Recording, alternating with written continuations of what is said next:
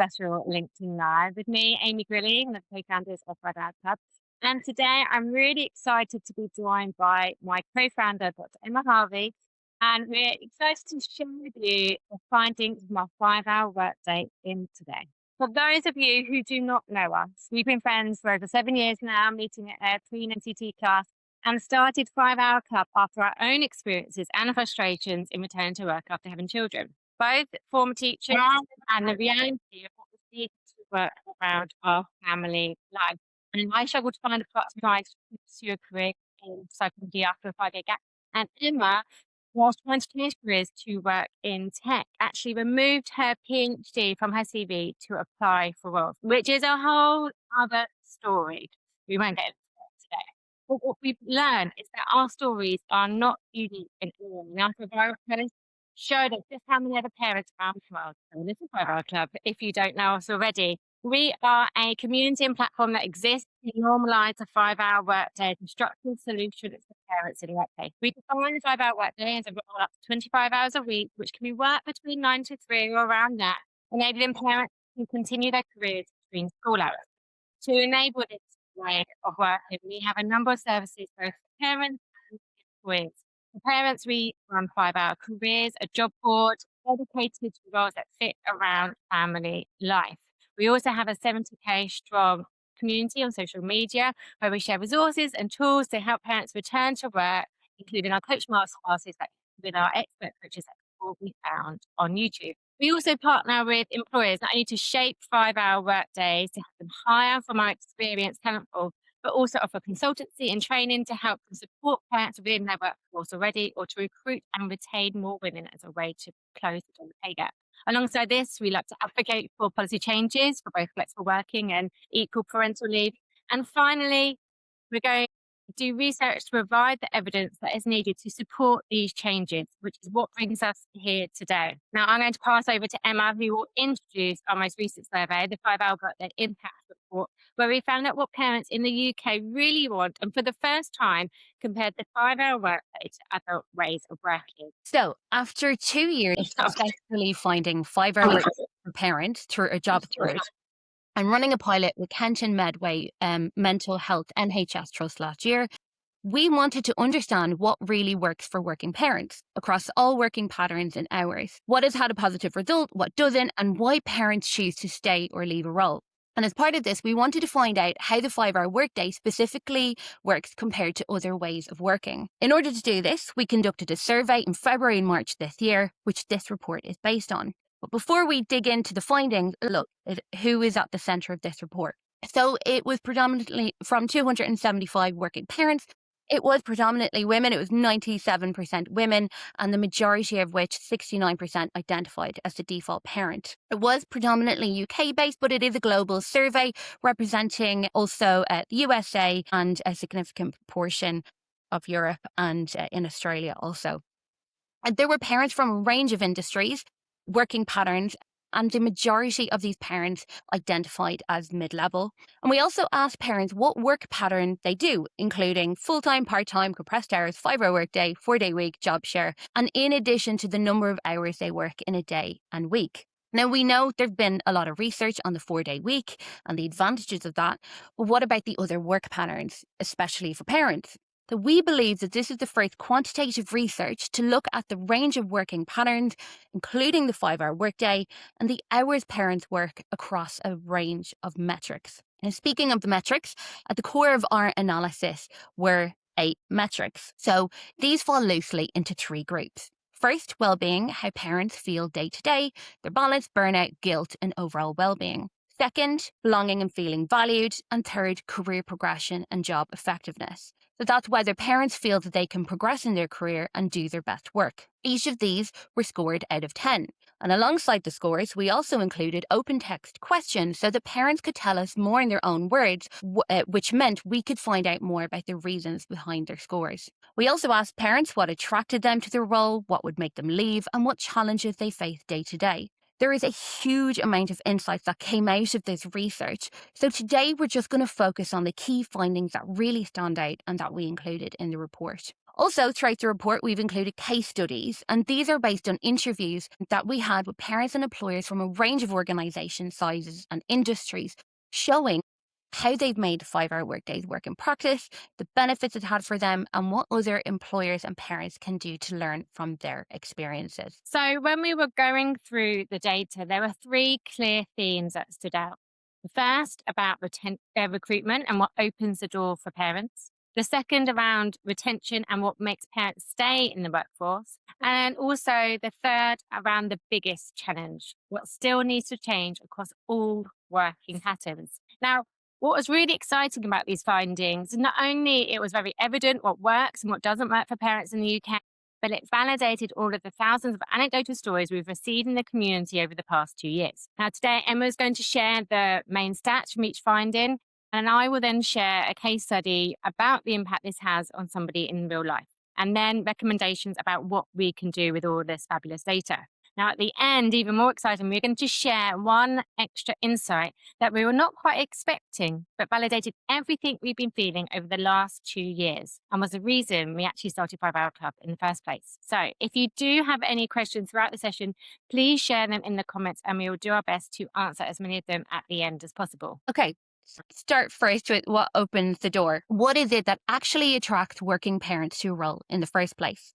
You can see it's really obvious from the graph, and it wasn't a massive surprise to us, to be honest, that flexibility is the number one reason why parents apply for a role.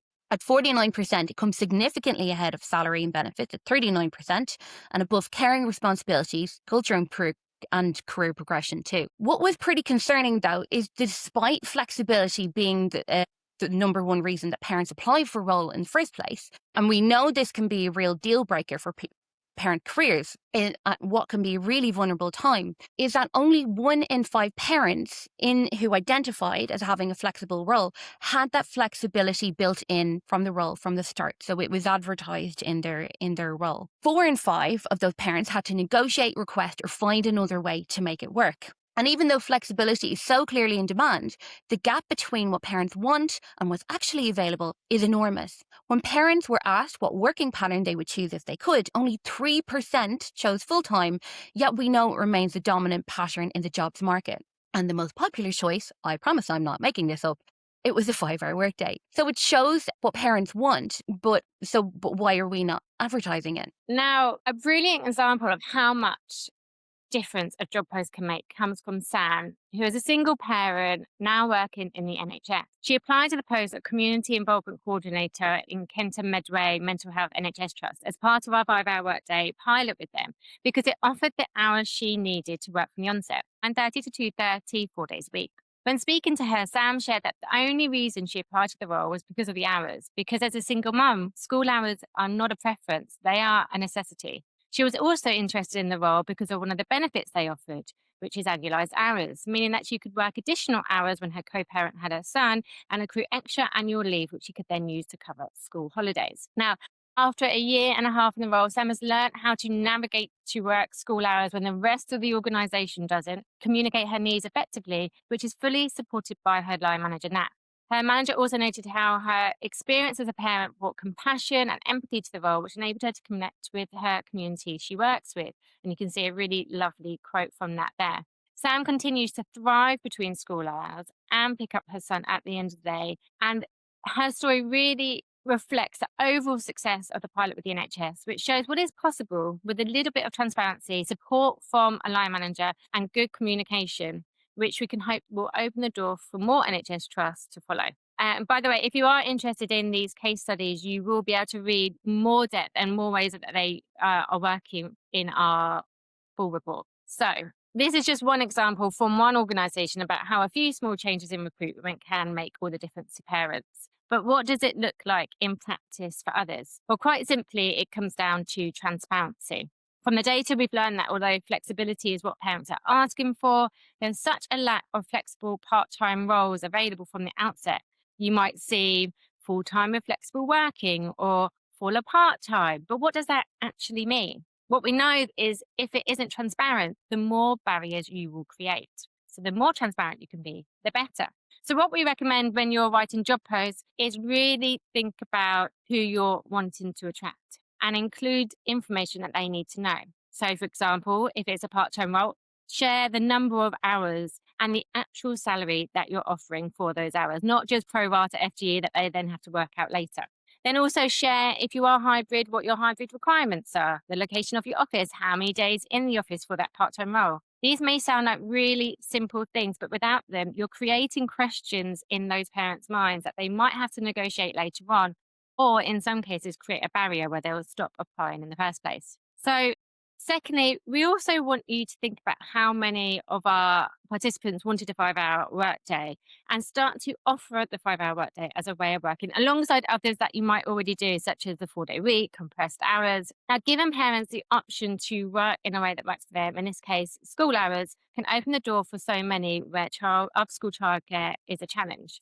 Now, you might be wondering that as an employer, whether it's actually possible to offer flexible working from the outset at all. And what we've learned from listening to multiple employers is that it is. A good example of this is Deirdre, who has been running flexible teams for the last 19 years from her own experience becoming a parent. And in her current role as CEO of education charity Let Me Know, 50% of her team are parents. And she says, when you dismantle the blocks that stop people coming in, everybody benefits. Flexibility for all creates a culture where nobody has to apologize for their life. And this was really evident because when we posted a 5 hour workday role for them on the job board, they received over 180 applicants almost overnight, showing the difference that transparency can make on recruitment. Now, if you want to read more about how Deirdre makes this, you can do so in our report. Now, so we've learned what opens the door for parents through recruitment. Emma's now going to share the stats which show what makes them stay. So that takes us on to our next finding and what actually keeps the door open for working parents. So we know that flexibility gets working parents through the door, but it's not necessarily what keeps them there.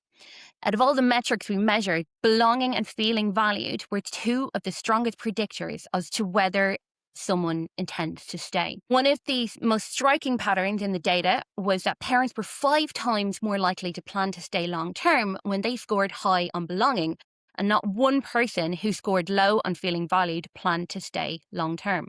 We also asked parents what would most improve their sense of belonging, and 3 things came out above all others. What I really love about these 3 things is they are all line manager behaviors.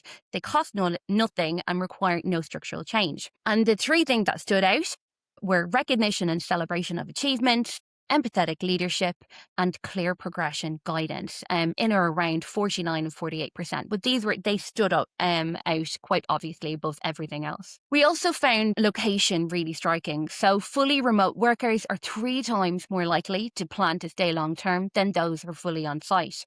That's 43% versus 13%. And this is a really important one for employers, in that remote and hybrid working is not just a preference, it's a retention tool. And here's something that we weren't expecting, but that completely makes sense when you think about it. So when the whole team works flexibly, not just individuals negotiating it and working it on their own, belonging jumps to 8.5 out of 10 compared to 6.5 out of 10 where no one in their team works flexibly. So given we know about the impact of belonging on intention to stay, that is not a small difference. So that could be the difference between staying and leaving. Now, when it comes to this whole team flexibility, we got a really good example of this from Charlie from Eon. And Charlie has been at Eon for over 20 years in a range of roles and working patterns. And when she became a parent, she started working part-time before requesting a 5-hour workday when her daughter started school. And that was not a problem. In fact, she didn't even know it was a 5-hour workday, but those are the hours that she needed. She now works as an ER policy specialist 4 days a week between the school hours. Well, what enabled her to do so was a supportive manager who was normalising flexible working for the entire team because she recognises that they all have needs outside of work.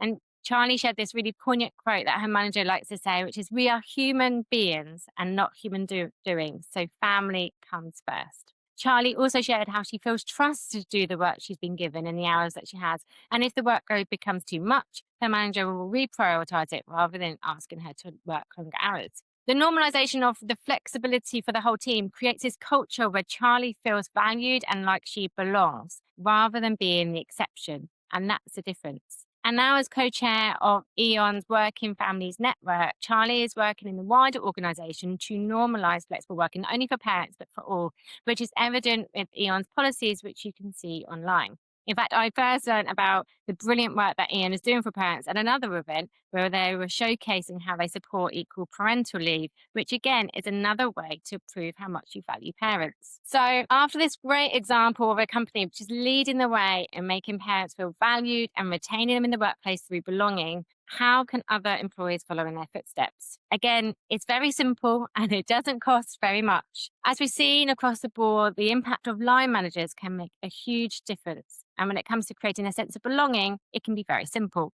For example, we need empathetic leadership, those that really listen to what parents need, especially at that time of change or transition, such as returning back from maternity leave or starting a new role. We also need to celebrate and reward the achievements of parents, especially if they work from home and cannot always be seen. And finally, we need leaders proactive and intentional about career opportunities, especially when parents work part-time.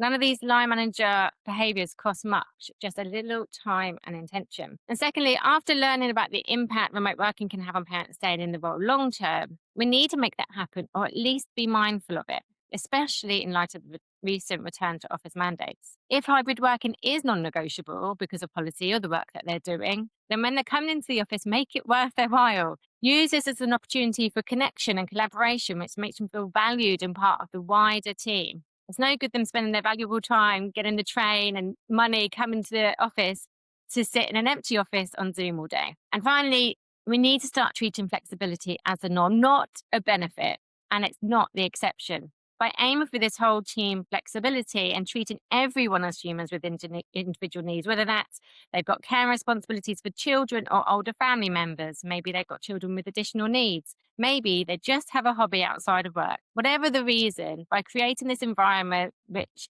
encourages that everybody has needs outside of the workplace, you're going to create a really inclusive environment inside where everybody belongs and nobody wants to leave. So, we've learned what works for recruitment and retention, but what is that biggest challenge that is across all working patterns that we still need to change? So here's where I think it gets really interesting. It's the one challenge that is across every working pattern, every industry, every seniority level is career progression. So when parents were asked to score their opportunity for career progression out of 10, it was scored just 4.43, by far the lowest metric in the entire data set. When we asked parents about the main challenges of their working pattern, career progression came out on top, above salary, workplace culture, hours, and lack of flexibility, cited by 56% of parents. And when we asked parents what would make them leave their current role, spoiler alert, it's career progression. Limitations. So when we saw how significant this was, we wanted to understand why. So we went deeper into the open responses, and one of the most powerful patterns that emerged is what we're calling the golden handcuffs, the flexible handcuffs problem. So a striking number of parents named being part-time itself and the lack of part-time roles available as a core barrier to progression. The very flexibility that keeps them in a role becomes the very thing that traps them within it. They can't leave to progress because they can't find another role that offers the same level of flexibility. And there was a particular quote that stood out to me that put it better than we ever could. So my current role is so flexible and works for my stage of life, but I don't know if I could find another role as flexible, even if it advanced my career. And I think we would just love employers to understand that these are the conversations that we are having on the playground that we hear every single day. And this report just captured a snapshot of those parents that we speak to.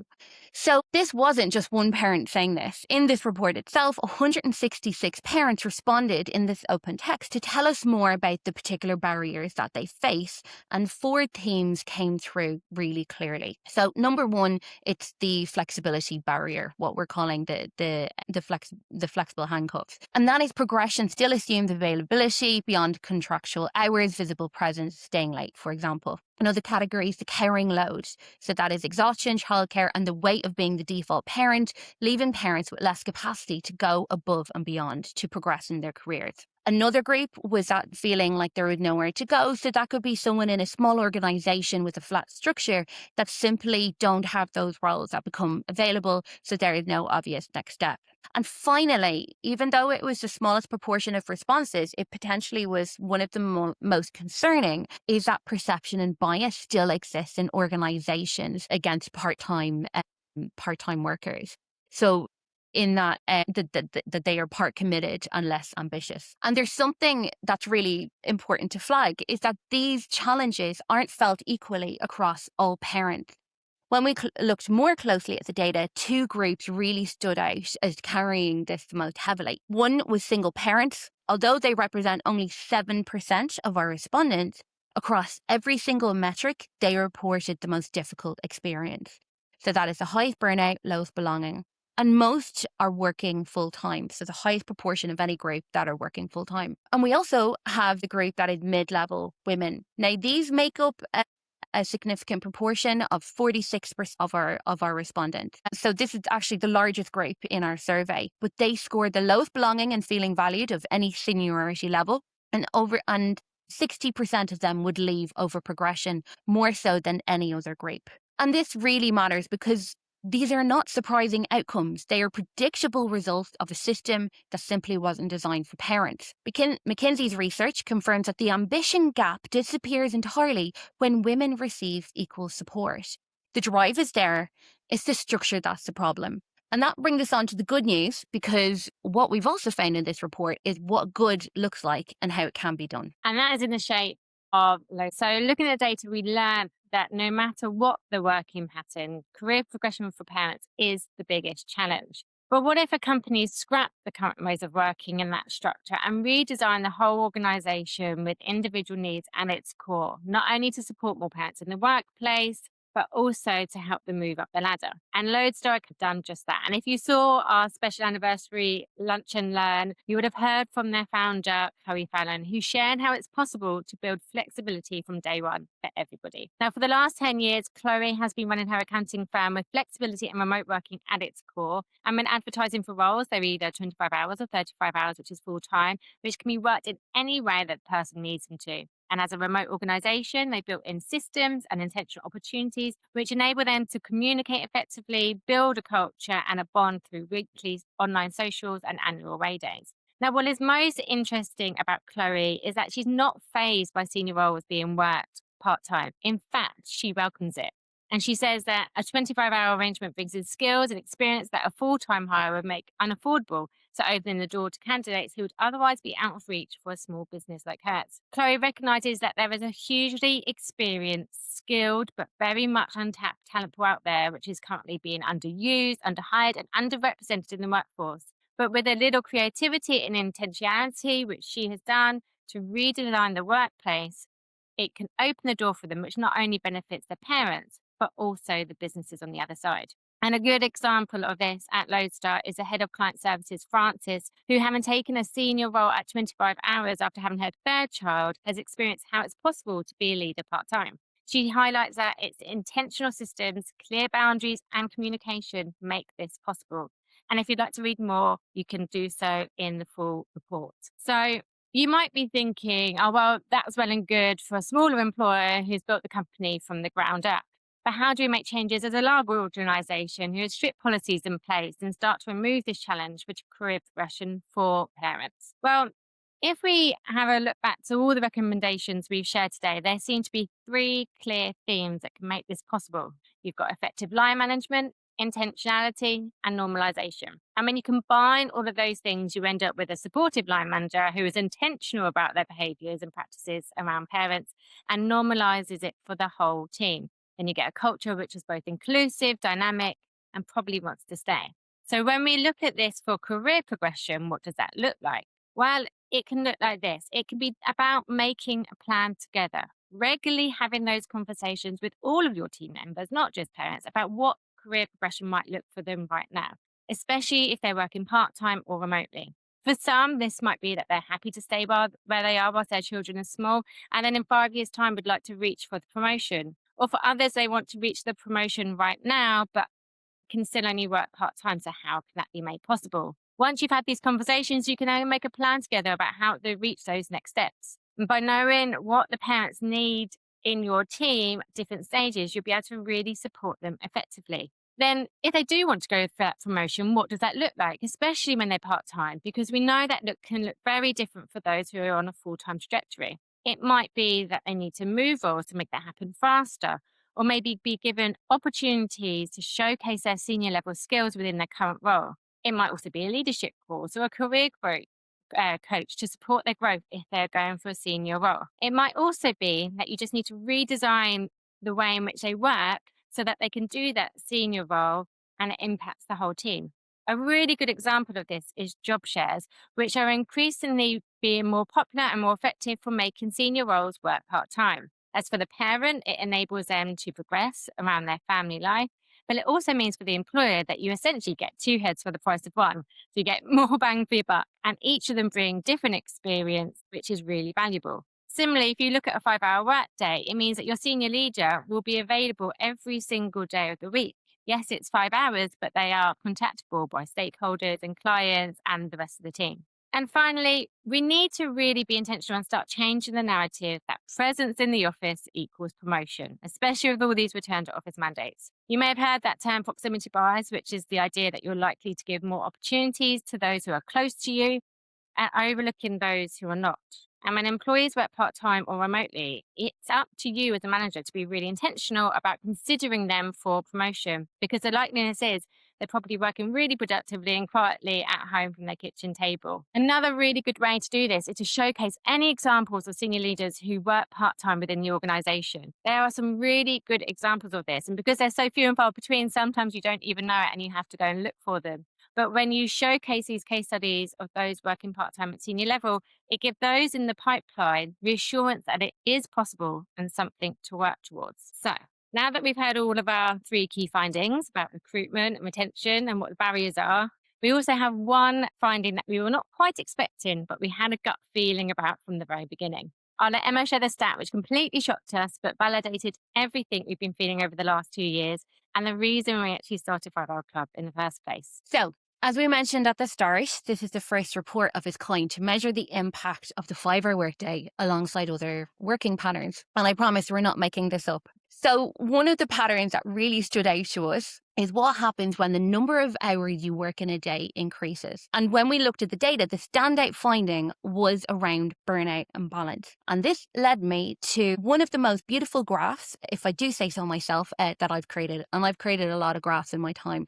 And I think the beauty is the simplicity of this. And I like to call it fish graph. So you can clearly see this on this graph that looks like a fish in front of us. So the hours that are worked are along the bottom, starting at 4 hours all the way up to 10 plus hours. And along the vertical axis, you can see the metric that goes to a score out of 10. So what you can see very clearly is there is this kind of beautiful point at 5 to 6 hours where the score of burnout and balance are at its optimum. But what is really striking is after 6 hours in particular, there is a very steep drop off. It's not just this gradual increase across 6, 7, 8 hours. There is a dramatic drop off, which is not surprising after 6 hours, in which the levels of burnout go up and the feeling of work-life balance goes down. And for parents working a 5 hour day specifically compared to those working full time, the differences are really striking also, where 34% working a 5 hour workday have better balance, 28% have lower burnout, and 22% higher feeling valued than those working a full time role. And really crucially, job effectiveness does not decline. The 5 hour workday doesn't cost productivity, it just redesigns where and how that productivity happens. So from this, we're not saying that everyone should do a 5 hour workday, as we know this is not always possible. But for those with school-aged children, for example, where it makes sense, it can be an option which could bring many benefits. Of all of the working patterns measured, not only does it have the greatest impact for balance and burnout, but also feeling valued and retention. What a beautiful graph. Now, like Emma says, we're not saying that the 5 hour workday is for everybody, but we have seen so many great examples of how it can be embedded into the workplace for individuals seamlessly. We're going to take this one step further because we know of a company where the whole company does a 5 hour workday, and that is Blue Street Capital, a corporate finance company in the US, who've been doing a company wide 5 hour workday since 2016. So, as part of the work that we do, we've been speaking to Alex Gafford, who's a VP and one of their biggest advocates for this way of working. So, he's seen the positive results not only for his own family life, but also for the wider organization. So in 2016, when they started the pilot for this company 5 hour workday, they actually found that revenue increased up to 30%, KPIs went up by 24%, and conversion increased by 20%. Now, with such a positive result on their company growth, they have continued to work in this way for over 10 years. And Alex shared to make this happen, they've tried lots of different systems and experiments to see what works best. And they found it's a little bit like the 80-20 rule, where you prioritize the most important work, you have fewer meetings, you respect focus time, and you also still expect the same outcome. And what's brilliant is because the whole company works in this way and you are still getting the same outcomes, it also means that they've all been able to retain the same salary, which enables Alex to support his wife and family of 3. And then personally, it also gives them the opportunity to have that quality time with them when they return back from the school bus, also build better habits for exercise and his own sleep, and also learn a new language. So it just shows how it can free up your time and it can be used in so many other ways too. Now, Alex is so passionate about the impact of this way of working that he now shares tips for how it's possible in his podcast, The 5 Hour Formula, which we will put a link to. Blue Street Capital, again, is one of those really great examples of how whole team flexibility and a little ingenuity, a little bit of redesign and trust on the people who work there can build this whole culture that helps the company and people within it thrive long term. So, on that though, I'm going to leave you. So thank you for joining us. And I just want to remind you that working parents, they're not a niche. They form the majority of the workforce who face a structural challenge, not a motivational one. So this report not only provides evidence of what parents want and need, but also that solutions do exist. And hopefully from the good examples of organizations you've seen today, it shows that this problem is not impossible to solve it. It can be as simple as a supportive line manager being intentional and making it a normal working pattern. So now we've shown you the data. You've heard all of the stories, and I'm sure you've got some stories that you've heard yourselves too. There are a few more things that you can do to do something next about it. Of course, you can download our full report from our website, which you can then share with managers and senior leaders, your board, to show that the data is there to back up everything that so many parents in your workplace are saying. And you can find that at 5hourclub.com. Then if you're interested in introducing the 5 hour workday within your organization, either for yourself, for your team, you can download our business case from the toolkits, which you can then share with your manager to make it happen. And finally, if you are an employer and ready to post a job, support parents in the workplace, or want to train up your line managers in this way, then please do get in touch and our email is there. Parents, you can also find a lot more resources on LinkedIn, Instagram, and through our coach masterclasses on YouTube. And just search the word 5 Hour Club with the word, not the number. But thank you so much for showing up and listening and wanting to do something about all of this data, because if it just sits there, there's not much point. So thank you for being here, and we hope you enjoyed it. I'm just going to have a little look, Emma, and see if we've got any questions today. It looks like maybe our sound wasn't as good as it could be. So please know that this is going to be recorded. We will share it both on here, but also on our YouTube channel as well. So hopefully you'll be able to hear it back okay. And there is somebody who said that they had a brilliant job share when their neurodiverse daughter became a school refuser. She created it for the organization because she was senior, and she's worked part-time to suit her caring for her daughter, which is really beautiful example of how it can be done. So thank you for sharing that. As I said, if there is any other questions, please feel free to share them in the comments or give us an email, and we'd love to get in touch. Thank you again for listening. Enjoy the rest of your day. Thank you so much. Bye-bye. Bye.